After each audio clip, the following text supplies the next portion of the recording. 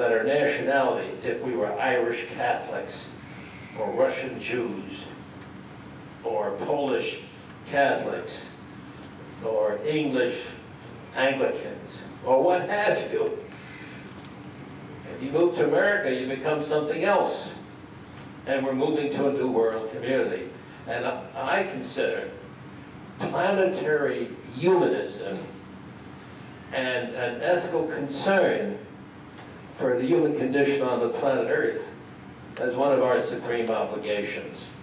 And we need to take the lead, along with other organizations, to fight for that. So humanism, then, considers ethics primary.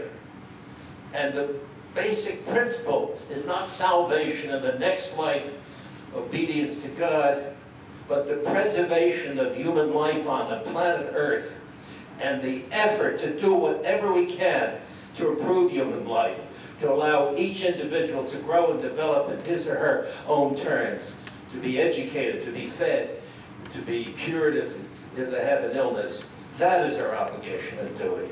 And as humanists, we ought to stand up and affirm, I am a member of the human species. I'm a member of the planet Earth. And that obligation I recognize.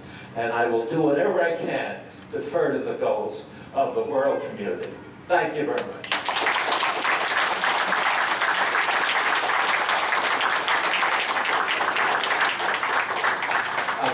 I'm sorry, I apologize for breaking into a sermon at the end. Questions, comments, criticisms? Yeah, we have time for a short Q&A, and people can line up here at this mic, and we just ask that you, if you have a question, that you try to keep them short. Thank you. Short, but not sweet.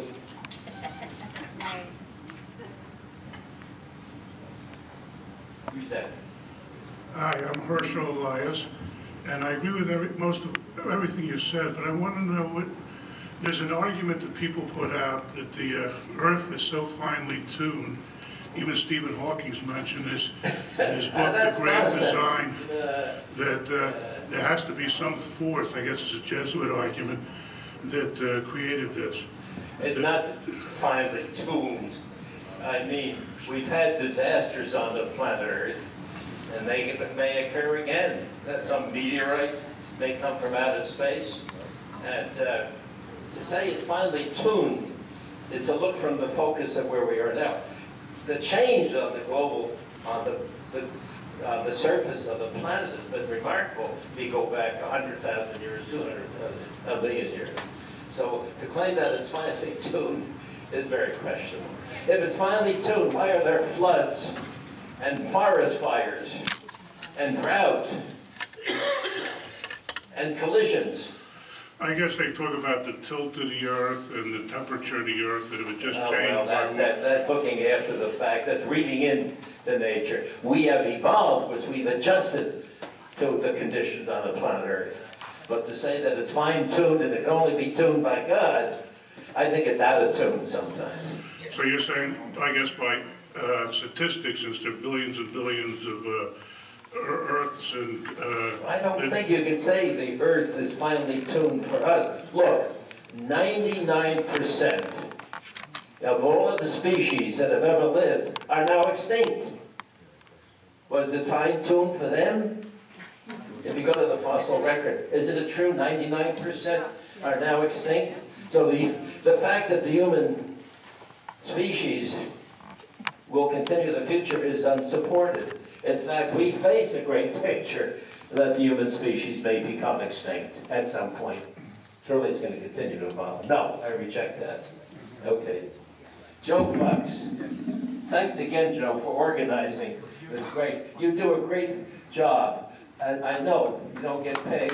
You're a volunteer along with Parker. Yes, very important. I have to thank everyone else who was involved in this today, so thank you all for doing it. Okay. Speak right into the microphone, that's one thing. Okay, yes. Again, real quick, thank you for a great talk and very inspirational. Again, can you elaborate on the need for celebrations? Oh, yes. I told you I was going to say that, but I forgot. Yes, I All types believe of in different, celebration. all types of different celebrations. Yes, and this celebration, if you go to many humanist groups, they're all sourpusses, telling us how much they hate God. Now, I don't like her either. Sometimes she's difficult. You know, she's Chinese, but I have nothing against the Chinese.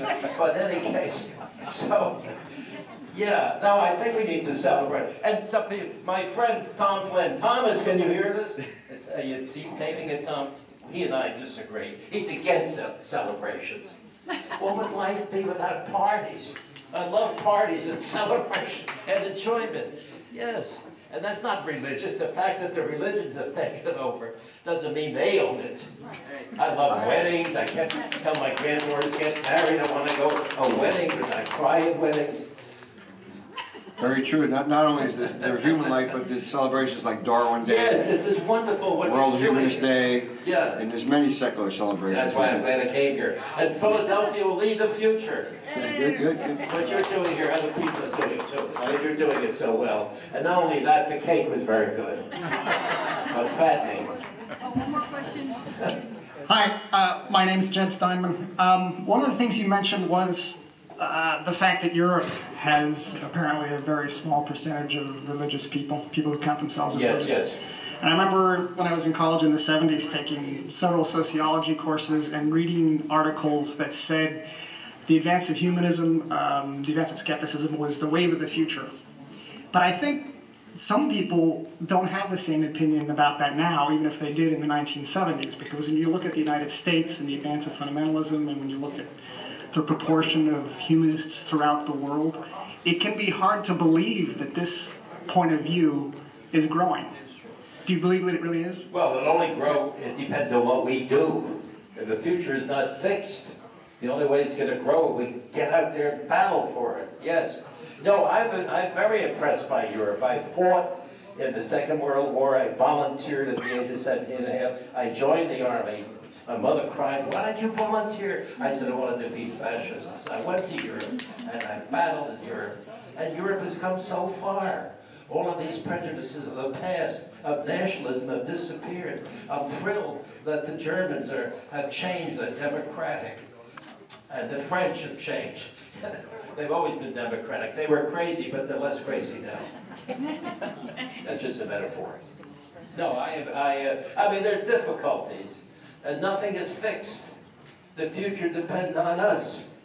And what humanism, concerned with the human species, using reason and emotion to fulfill that, seems to me to be crucial. Yes. Okay. There's a young lady sitting next to me. I'm eager to hear what she says. I kind of agree with him because of Fox News and what's happening in the Congress right now, but I'm just curious if you Fox think News is one of four. I mean, they don't control all four networks. they're number one, unfortunately. I'm just curious if you think it's going And to happen. Congress have If we're different going to points of change, view. What? I know. I'm just curious if you think we're going to change for the better because of Europe, or if we're going to be able to do it on our own in America. I say, well, who knows? I'm not a prophet.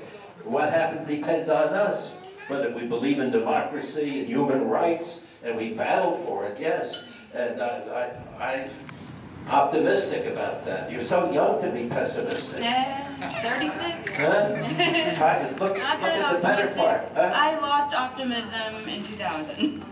What happened in Bush 2000? became president. What? When Bush became president. Oh my, he's only one president. We've had presidents come and go. Do you think science will improve with this administration? I think science is growing and developing, yes, throughout the world, yes. And the election of President Bush, we survived that. You can be a Republican and still be an optimist. Yes, okay.